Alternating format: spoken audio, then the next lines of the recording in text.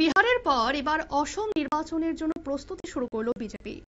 103টি আসনে জয় লক্ষ্য নিয়ে অসমে কৌশল সাজাচ্ছে বিজেপি। সাংগঠনিক স্তরে প্রার্থী নিয়ে আলোচনা শুরু করেছেন বিএল সন্তোষ। এ নিয়ে জানবো বিস্তারিত। আমাদের সঙ্গে যুক্ত হয়ে গেছে প্রতিনিধি শেখ মনিরুল। মনিরুল, কি জানতে পারছো? দেখো, বিহার জয়ের পরই দুটি রাজ্যে মূলত নির্বাচনের প্রস্তুতি শুরু করে দিয়েছে বিজেপি। একদিকে অসমের 2026 সালে অসমের নির্বাচন এবং সেই সঙ্গে বাংলার নির্বাচন, তামিলনাড়ুর নির্বাচন এবং কেরলের নির্বাচন। তামিলনাড়ু এবং কেরলের নির্বাচন নিয়ে তলে তলে প্রস্তুতি শুরু করলেও বাংলা এবং অসম এই দুই রাজ্য নিয়ে কিন্তু ফুল প্রস্তুতি শুরু করে দিয়েছে বিজেপি। দীনদয়াল উপাধ্যায় মার্গ অলরেডি বিজেপি নেতৃত্বকে নির্দেশ দিয়েছে যে যেভাবেই হোক 100 ক্রস করতে হবে, অর্থাৎ এই বিহারের যে জয়ের ঢেউ সেটা যাতে অসমে পড়ে তার জন্য কিন্তু কৌশল সাজাতে শুরু করেছে দীনদয়াল উপাধ্যায় মার্গ। বরাক উপত্যকাতে বিজেপির এবার ফল খারাপ হবে বলে যে হাওয়া তুলছিল, একটা মহল থেকে তোলা হচ্ছিল, সেটার জন্য যে বিজেপি নেতৃত্ব নতুন করে চিন্তা শুরু করেছে সেটাও কিন্তু বোঝা যাচ্ছে। এবং বিজেপি নেতৃত্বকে ডেকে 103টি আসনের লক্ষ্যমাত্রা কিন্তু ইতিমধ্যেই দিয়ে দিয়েছে দীনদয়াল উপাধ্যায় মার্গ। গতকালই তোমার হচ্ছে একটি বৈঠক হয়, যেই বৈঠকে উপস্থিত ছিলেন অসমের মুখ্যমন্ত্রী হিমন্ত বিশ্ব শর্মা। এছাড়াও উপস্থিত ছিলেন ক্যাবিনেট মিনিস্টার অসম থেকে জেতা ক্যাবিনেট মিনিস্টার সর্বানন্দ সোনোয়াল, তিনি উপস্থিত ছিলেন এবং বিএল সন্তোষ উপস্থিত ছিলেন।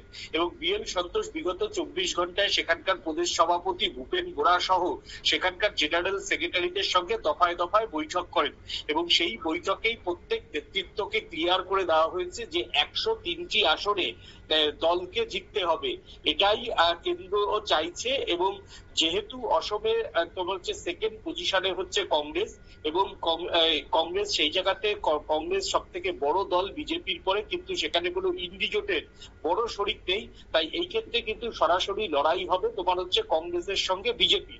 তবে বরাক উপত্যকা সহ বাঙালি জায়গাতে সুস্মিতা দেব তৃণমূল কংগ্রেসের তোমার হচ্ছে রাজ্যসভার এমপি হওয়ার পর সেইখানে বিগত পঞ্চায়েত নির্বাচনে দেখা গেছে তৃণমূলের একটু ভোট বেড়েছে। তৃণমূল প্রায় 3টি আসনে পঞ্চায়েত নির্বাচনে জয়লাভ করেছে।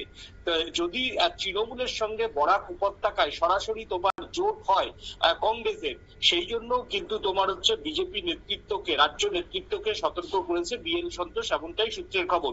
অন্যদিকে মিমের সঙ্গে বদরুদ্দিন যে দল, সেই দলের সঙ্গেও কিন্তু ইতিমধ্যে একটা জোটের একটা পরিকল্পনা দুই দলের পক্ষ থেকে চলছে। এবং যেহেতু তোমার বরাক উপত্যকা সংখ্যালঘু এলাকা, বরাক উপত্যকায় এখনো বেশি শহরের বাইরে, কিন্তু শিলচর শহরের বাইরে বেশিরভাগটাই কিন্তু সেখানে সংখ্যালঘু বিধায়করা, তাই বদরুদ্দিন তোমার হচ্ছে তার লোকসভা ভোটে জামানত তার জব্দ হলেও এবার যাতে বিধানসভায় তার সেম সংখ্যক আসন ধরে রাখা যায় তার জন্য কিন্তু তিনি ওএসির দ্বারস্থ হয়েছে। ওএসিও সেখানে বরাকে খাতা খোলার জন্য আবার তারাও দ্বারস্থ হয়েছে এই ইউডিএফ এর সঙ্গে। সব মিলিয়ে এই যে সংখ্যালঘু যে দুই দল, সেই দুই দলের জোট কখনোই যেন বরাক উপত্যকায় প্রভাব না পড়ে, তার জন্য কিন্তু বিজেপি 103টি আসনকে টার্গেট নিয়ে আজকে থেকে কিন্তু তারা কৌশল সাজাচ্ছে। এবং কে প্রার্থী হবে তা নিয়েও কিন্তু একটা আলোচনা হয়েছে, যেটা সূত্রের খবর বরাক উপত্যকায় প্রায় 5 থেকে 6 জন রানিং বিধায়ককে টিকিট দিতে চাইছে না তোমার হচ্ছে হেমন্ত বিশ্ব শর্মা। যদিও এই বিষয়টা নিয়ে এখনো পর্যন্ত কোনো আলোচনা হয়নি, তবে আগামী দিনে যে সাংগঠনিক স্তরে যে বৈঠক আছে সেই বৈঠকেই পরিষ্কার হয়ে যাবে যে হেমন্ত বিশ্ব শর্মার যে অনুগামীরা কত সংখ্যক আসনে টিকিট পাবে, এবং হেমন্ত বিশ্ব শর্মার যে 6 জন বরাকের বিধায়কদের এবার টিকিট দিতে চাইছে না তারা আদৌ টিকিট পাবে কিনা সেই বিষয় নিয়ে এখনো কোনো সিদ্ধান্ত হয়নি বলেই বিজেপি সূত্রের খবর। ধন্যবাদ মনিরুল। আপনারা শুনলেন, বাংলা এবং আসামে ইতিমধ্যেই দুটি রাজ্য নিয়ে জোর প্রস্তুতি শুরু করে দিয়েছে বিজেপি। যেভাবেই হোক 100 পার করতে হবে সেই টার্গেটেই রয়েছে, এবং বিশেষ করে এই নির্বাচন কমিশনের ভূমিকা তো রয়েছেই, তবে নির্বাচন কমিশনের নিরপেক্ষতায় তারা ভালো ফলাফল করতে পারে কিনা সবটাই নির্ভর করছে ভোটের ফলাফলের উপর। নিয়ে নিচ্ছে ছোট্ট একটি বিজ্ঞাপন বিরতি, সঙ্গে থাকুন।